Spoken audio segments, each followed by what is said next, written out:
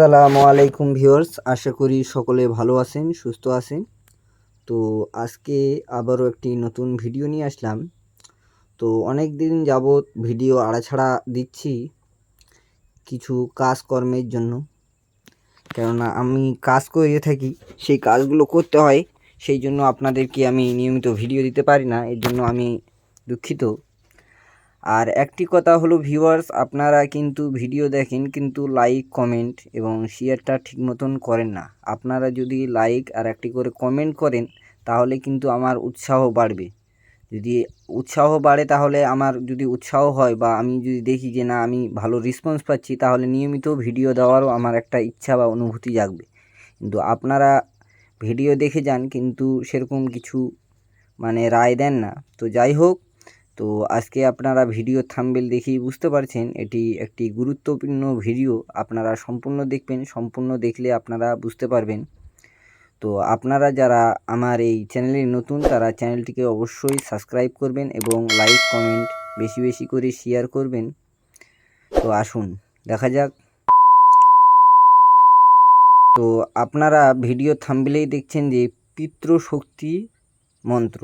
তো এই পিতৃশক্তি মন্ত্রটা খুব মারাত্মক একটা জিনিস, খুব পাওয়ারফুল এবং এটাই স্বয়ংসিদ্ধ বিদ্যা। এরকম বিদ্যা এর আগে কেউ দিয়েছে কিনা আমি বলতে পারবো না। যদি কারো কাছে থেকে থাকে আপনারা অবশ্যই জানাবেন এবং ভিডিওটা কেমন লাগলো আপনারা অবশ্যই একটি করে কমেন্ট জানাবেন। তো এই পিতৃশক্তি সাধনা বা এই পিতৃশক্তি মন্ত্রটা, তো এটা আমি প্রয়োগবিধি সব কিছুই আপনাদেরকে সম্পূর্ণ নিয়ম বলে দেবো। তো এর দ্বারা কি কি কাজ হয় আপনাদেরকে একটু বিস্তারিত বলে দিই, তাহলে আপনাদের বুঝতে সুবিধা হবে।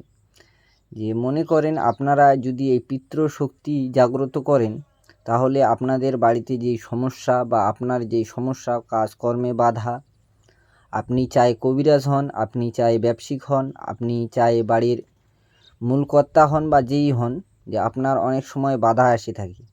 তো আপনি দেখবেন যে আপনি যে কোনো একটা কথা বলেন তো লোকে কথা ধরে না, বা আপনি যদি পার্টির নেতা হন বা মন্ত্রী হন, যে আপনি জনতাকে কিছু বলবেন কিন্তু জনতারা সেই কর্মে আপনাদের কিন্তু কোনো সাহায্য করছে না, আপনি কিন্তু হেরে গেলেন। বা আপনি চাই কোনো অফিসার হন বা আপনি চাই ব্যবসায়িক হন, তো এই পিতৃ শক্তি যদি চেতনা থাকে আপনাদের ধীরে ধীরে বাড়বে।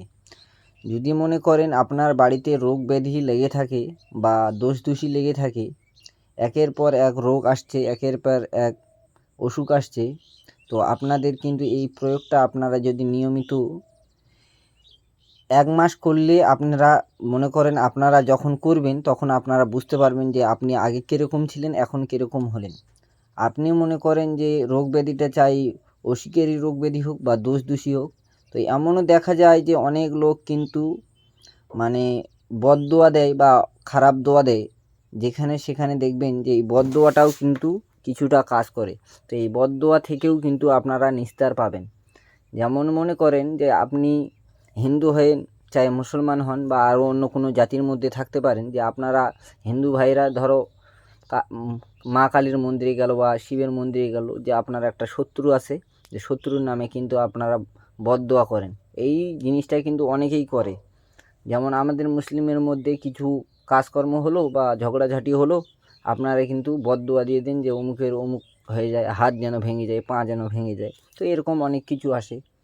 আপনারা দেখছেন যে আপনার বাড়ির লোক অশান্তিতে ভুগছে, বা আপনার যেই কবিরাজি কাজকর্মগুলো করছেন, যে কাজকর্মগুলো দিয়ে এগুলো করছেন, তো এই কাজকর্মে কিন্তু অনেক বাধা আসছে। তো এটা কিন্তু আপনারা 9টি গ্রহ থেকেও মুক্তি পাবেন এবং আপনার যে আধ্যাত্মিক যেই চেতনাটা হবে সেই চেতনাটাও কিন্তু পাবেন। এই প্রয়োগটা করলে আপনারা কি কি লাভ হবে আপনাদেরকে আমি বলি। যেমন আপনাদের রোগ ব্যাধি, যদি দোষ দোষী কর্মে বাধা থাকে, এগুলো কিন্তু ধীরে ধীরে আস্তে আস্তে কেটে যাবে। তো এই মন্ত্রটাই কিন্তু সম্পূর্ণ নিজেরাই করতে পারবেন, অন্য কেউ করে দিতে পারবেন না। আর এটি মাথায় রাখবেন, এটা কিন্তু স্বয়ংসিদ্ধ মন্ত্র, এটি সিদ্ধি করার প্রয়োজন নেই, এটি গুরুমুখী মন্ত্র।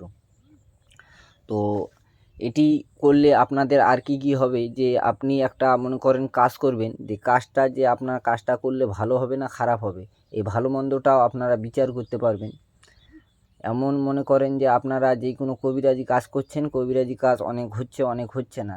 তো কবিরাজি কাজটা কিভাবে কি করতে হবে আপনারা কিন্তু অনেক সময় স্বপ্নেই জানতে পারবেন, বা কিছু একটা জিনিস এসে আপনাদেরকে এরকম একটা অনুভূতি মনে অটোমেটিক জেগে যাবে যে এইভাবে কাজটা করলে, বা স্বপ্নে দেখতে পারেন যে এরকম স্বপ্নে আসে বলবে যে এই কর, তাহলে এই রোগটা ঠিক হয়ে যাবে। যেমন আপনার বাড়িতে অনেকজন অসুখ বিসুখে ভুগছে একটার পর একটা, এই কাজটা করার পর কিন্তু ওগুলোও কেটে যাবে। তো আপনারা বিস্তারিত এই ভিডিওটা কিন্তু আমি যদি বলতে যাই এই পিতৃশক্তি, তো আপনাদের কিন্তু এটা আধা ঘন্টারও উপর লেগে যাবে, 1 ঘন্টাও লেগে যেতে পারে।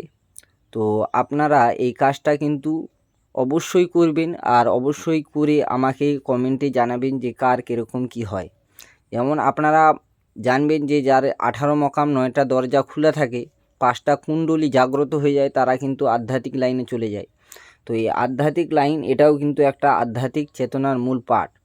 আপনি মনে করছেন এই মন্ত্রটা আপনি প্রয়োগ করছেন রাত্রেবেলা, আপনি কিছু আপনার বাড়িতে কেউ আগের লোক যারা মারা গেছে তাদের আপনারা ধ্যান করছেন, সেই লোকটা কিন্তু দেখবেন যে ওই রকম একটা লোক আসে, ছায়ামূর্তি আসে, আপনাদেরকে কিন্তু স্বপ্নে সব কিছু জানিয়ে দেবে। এরকম কিন্তু কাজ হয়। বা আপনি কোথাও একটা কাজ করতে গেলেন, সেই কাজটাও কিন্তু হয়ে যায়। এখন মনে করেন যে আপনি একটা ভালো মন্দ কাজ করবেন, সেটাও বিচার করতে পারবেন এই মন্ত্র দ্বারা, আপনার মুখ থেকে অটোমেটিক কথা বের হয়ে যাবে। তো অবশ্যই কিন্তু কাজটি করবেন, কাজটি করে আপনারা জানাবেন যে কাজটি কিভাবে কি করতে হবে না করতে হবে, আমি কিন্তু সম্পূর্ণ নিয়ম উন্মুক্ত করে দেবো, অসুবিধা নাই। তো এই মন্ত্রটা দ্বারা কিন্তু কি কি কাটবে আপনাদেরকে বললাম। এটি আপনি ধরেন একটি সমাবেশে বা একটা মেহফিলে বা একটা কোনো সংগঠন জায়গায় যেখানে আপনারা লোকজন হচ্ছে, মনে করেন ওখানে আপনি কিছু বলবেন না, আপনাকে দেখে মোহিত হবে সেই লোকগুলো, আপনার প্রতি আগ্রহ হবে এই কাজটি করলে। আপনি ধরেন বাড়ির কর্তা, তো বাড়ির কর্তা আপনি আগে মনে করেন যে এখন আপনার কথায় কেউ দাম দেয় না, কিন্তু এই কাজটা যদি আপনি নিয়মিত যদি করতে থাকেন, আপনারা 21 দিনেও ফলাফল পেতে পারেন, 7 দিনেও পেতে পারেন, 1 মাসেও ফলাফল পেতে পারেন। তো এই কাজটা কিভাবে কি করতে হবে আপনাদেরকে আমি বলে দিই। তো আগে নিয়মটা শুনুন। তো এই কাজটি করতে গেলে আপনাদের মনে করেন যে সকালবেলা অথবা কেউ সন্ধ্যাবেলা, হিন্দুরা পূজা পাঠ করে বা মুসলিমরা আগরবাতি কেউ ধরায়, যাই হোক, বা নামাজ কালাম পড়ে, যাই যেরকম করুক, তো এটা আপনারা করবেন যেই টাইমে আপনার যে হিন্দু ভাইয়েরা হয় পূজা পাঠ করার পর, যদি মুসলিম হয় তারা তাদের কাজ করার পর। তো এই কাজটা কি করতে হবে, আপনাদেরকে সর্বপ্রথম 1 গ্লাস জল নিতে হবে। 1 গ্লাস জলে আপনাদের কিন্তু 1 ফোঁটা আতর দিতে হবে, 1টি লবঙ্গ দিতে হবে, আর 5টি চাল দিতে হবে। তো এই জিনিসগুলো দেওয়ার পর এই যে আপনারা স্ক্রিনে দেখতে পাচ্ছেন, এই মন্ত্রটা আপনাদেরকে পাঠ করতে হবে। কতবার পাঠ করতে হবে, এই মন্ত্রটা 1 বার পাঠ করবেন, আর সেই জলে কিন্তু ছু বলে একটা ফুঁক দেবেন। ছু কথাটা কিন্তু অবশ্যই বলতে হবে, না হলে কিন্তু কাজ হবে না। তো এইভাবে 1 বার পাঠ করবেন একটা ছু, আর 1 বার পাঠ করবেন আর একটা ছু, এইভাবে 21 বার পাঠ করবেন, 21 বার ছু। আমি কিন্তু মন্ত্রটা আপনাদেরকে পড়ে দেবো না, আপনারা স্ক্রিনে দেখতেই পাচ্ছেন। তো এইভাবে ছু বলবেন। তো 21 বার পাঠ করে 21টা ছু দেওয়া হয়ে গেল, তারপরে আপনারা সেই জলটা কিন্তু ঘরে বাইরে, ঘরের আশেপাশে, মানে বাড়ির ভিতরে বাড়ির বাইরে আশেপাশে ছিটিয়ে দিবেন। ছিটিয়ে দেওয়ার পর কিছুটা জল আপনি রাখবেন, রেখে আপনার বাড়ির লোক হোক বা আপনি হোক, যার সমস্যা, সবাই করতে পারে, সবাই এই জলটা ইউজ করতে পারে। আপনি যে স্নান করবেন বা গোসল করবেন, সেই জলের সঙ্গে মিশিয়ে আপনাদেরকে গোসল করতে হবে। তো ভিডিওটা কেমন লাগলো অবশ্যই আপনারা জানাবেন।